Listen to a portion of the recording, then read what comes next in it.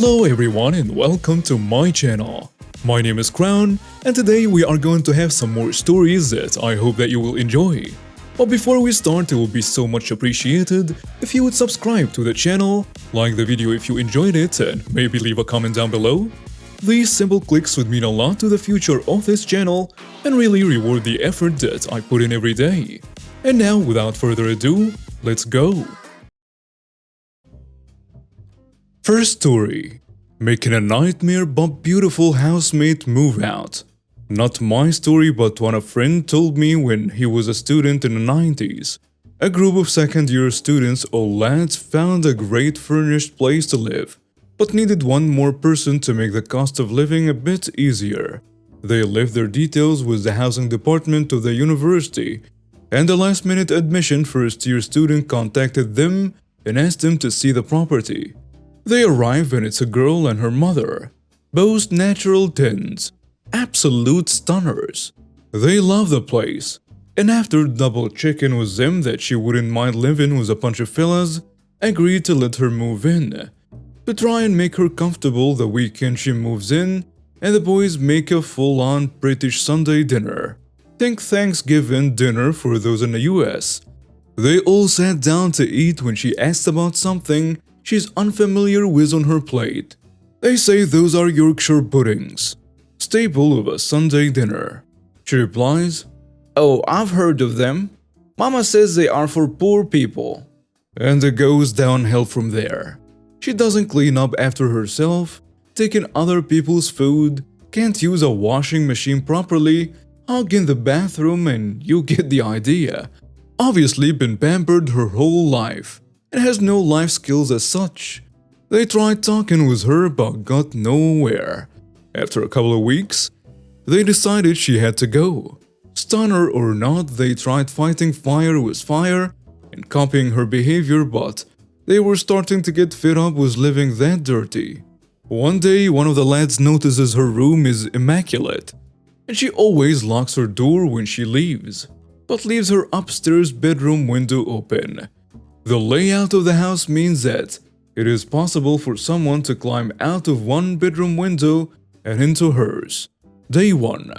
When she leaves, they climb in and move a few bits around. She comes home and goes to her room. Within seconds, she storms downstairs screaming, "Who's been in my room?" And everyone denies all knowledge. Don't you lock your door?" She has no answer for that and leaves. When she leaves, they climb in and move a bit more around than the day before. She comes back and is livid. "I know you've been in my room. Someone is messing with my things. I'm going to get the locks changed." And she actually paid someone to change her locks. They wait a couple days to let her guard down and notice she still leaves her window open though. Next time she leaves, they go to town. Totally rearranged her room, bed, wardrobe, desk, drawers, clothes in different places, posters, and even changed her bedding. Between them, it only took 30 minutes. When she came home and went upstairs, the guys just waited and waited and waited. She came downstairs with a suitcase, and without saying a word, she left. Next day, she and a couple of her friends turned up to move out whatever was left behind. She dropped off her keys on the kitchen counter, and other than some stinky eye, didn't say anything. They took the hit on the finances and turned that bedroom into a gaming room. Next story. Lady assaults my little sister. So I've always read the post on here and always thought how ridiculous and psychotic people could be. Well, unfortunately for my sister and I dealt with one such psycho lady. This all takes place last Friday afternoon. For a little background, I have a younger sister who is adopted and is also Colombian. So compared to me, a pale curly redhead, whose Irish descent cannot be mistaken for anything else, one can easily assume we have no relation at all to each other. Now, my sister is also special needs. She's high-functioning autistic and is only really comfortable with our parents, me and my significant other of 6 years. She's physically 16, looks 11 or 12, is mentally 8 in reality. And now to the nightmare. I mean the story. On Friday, I picked up my sister from her school. I help out my parents a lot, plus my sister is my world. She is fortunate enough that she is able to attend a specialized school that caters specifically to kids with special needs. After I picked her up from school, I had to run to the store known for khakis and red polos. My sister is wearing leggings with horses on them, her favorite animal, and a red tee with more horses. See where this is unfortunately going? We were in the grocery section and I was grabbing a few things for dinner that night. We were in the pasta aisle, which also means mac and cheese. This so happens to be my sister's favorite food. Plus she loves organizing the boxes and making the rows straight. I'm a couple feet away down the aisle but still right there and keeping an eye on her, making sure she's okay. Enter the psycho lady. She rapidly approaches my sister, and my first thought was that psycho lady must be in a hurry for something in the aisle. Nope, I was very wrong. She says to my sister, "Where is the bread?" My sister stares only because she doesn't talk to many people and is not okay with being randomly approached. Karen shouts, "What are you, deaf? I said where the bread is." At this point, a psycho lady is getting into my sister's personal space, a major trigger for her and people raising voices, and I'm already rushing to intervene. "Ma'am, my sister is not an employee here. You are frightening her. Please leave her alone." During this, I have physically placed myself between them.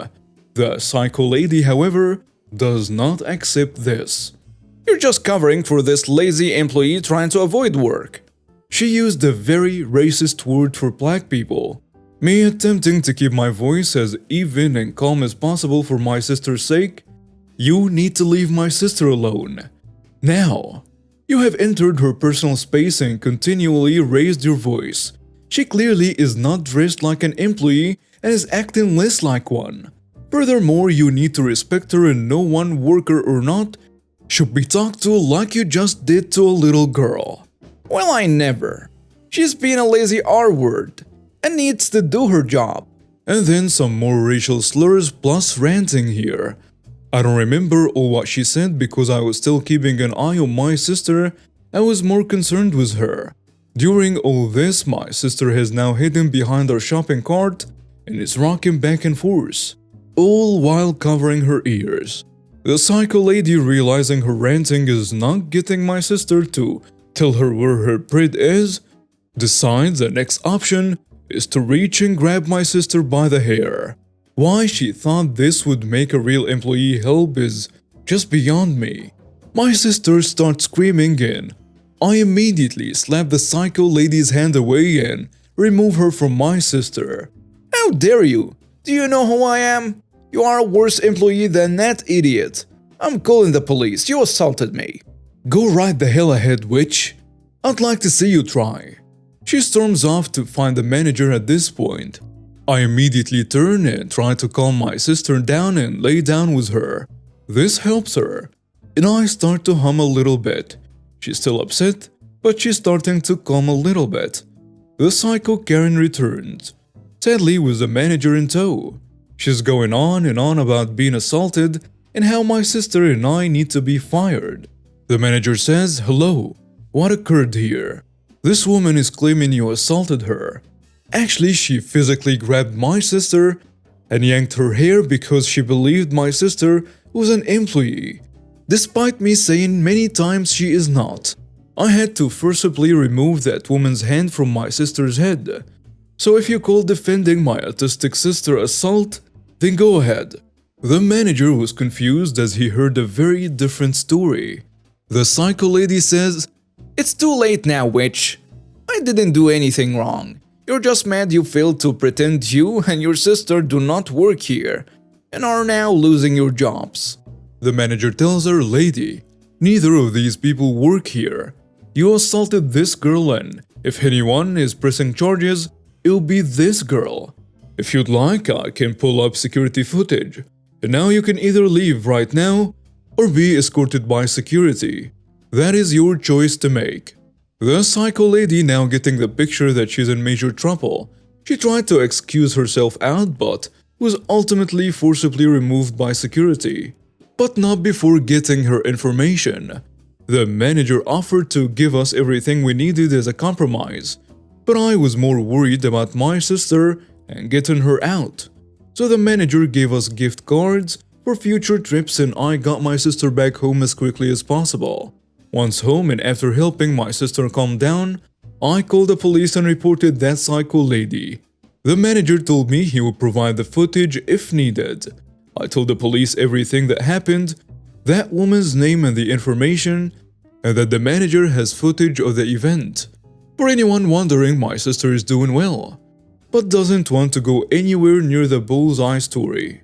And she's refusing to interact with anyone but me right now.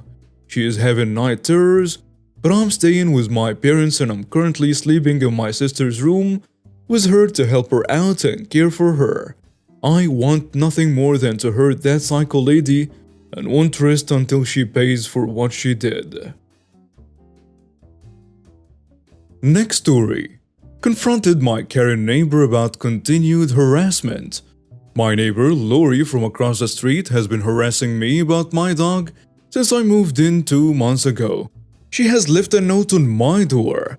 She has left a bag of dog food with instructions on how to feed my dog. She has let my dog loose twice, and she has trespassed onto my property to feed my dog on numerous occasions. I finally had it after animal control came to my house today to check on the malnourished state of my dog, and I collected paperwork necessary to file for a PPO. It's rather insulting. My dog is not malnourished by any means, but she is skinny. She's a husky and she only weighs 36 pounds, but she's only 1 and the vet says she's healthy. I took the evidence, printed pictures / screenshots across the street, and I told Lori that the vet says my dog is healthy, and I would appreciate it if the harassment would stop.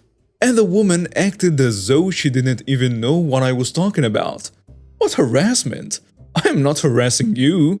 So I pulled out my papers. I said, I have a picture here of the bag of dog food you left on my porch, and I have evidence that you've been trespassing onto my property. She stuttered a bit, then said, Oh, the dog food? That was just extra I had. I continued with, You are 65 years old, and you have no business trespassing onto my property to feed my dog. She said, Oh yeah, I do. Animal control was just at your house and they said your dog was malnourished. Your dog is always yipping and yapping, and you don't ever do anything with it. I informed her that I do run with my dog rather frequently, that the vet says my dog is healthy. Then I called her a bee and told her to get a hobby. It feels empowering, but now I have a sign in my front yard that reads, No trespassing, Lori. My next door neighbors love my sign and just informed me that they have had similar issues regarding this specific neighbor. I feel proud of what I have done today. Next story. Customer wants to call us every hour until her issue is fixed. Sure. So I work at a pretty big tech company as a help desk agent, and as any help desk employee, I've had my fair share of crazy customers, like this one who we shall call Karen. We would mainly answer the phone and emails and then log in tickets to our system for handling all the issues customers would require us to solve. Each log ticket will cause the customer to be billed the standard help desk fee, and then it would add up depending on how long it takes. On to the story. So one morning Karen calls in and asks about a ticket she had logged like 2 hours ago. I go and check the status and see it was a pretty standard account request for one of her employees, and it was already being handled by the team that creates these particular accounts. This account was for an outside system for which we only provide the accounts and they have their own support for problems. Due to synchronization after we create the account, it takes roughly 24 hours for it to be functional, and this is quite well known for the managers who usually request them to be created. I informed Karen that the account is being created right now and she should be getting a confirmation about it soon. I also remind her that it can take about 24 hours for it to be functional. As soon as I said these things, the tone on her changed immediately, and she informed me quite annoyingly that this was very urgent and it should be functional faster. We talked for a little while longer and I explained to her why exactly it takes this long, and finally she seems to understand and we end the call. About an hour later, one of my colleagues sends me a message asking if I've talked to this lady before, and tells me she's calling again, angry and demanding that the account should be made faster. Once again, they explain the same things I did, then they end the call. About another hour later, I answer a call, and it's Karen again, even angrier and practically yelling that the account needs to be created now. I check the ticket again and see it has been completed, so the account should be working tomorrow. I tell this to Karen, and she is not happy. She starts to yell all sorts of things and says this is not how we should do things, and again I inform her that the system she needs the account for is not ours, and this is something we cannot do anything about. But she just won't have it. She then calmly informs me that if this is how we do things, then she will be calling us every hour to waste our time until the account is done. I can almost hear the smirk on her face as she says this. Now, even though she was being extremely rude, I didn't want to be a jerk, and I tried to inform her that every time she calls, we are required to log in a ticket and her company will be charged the standard help desk fee. But as I try to tell this, she just cuts me off and refuses to listen, so at this point I say alright, call us if you want. So then she proceeds to call us every hour for the rest of her workday. The next morning, I get a few of her calls and just always repeat the same thing.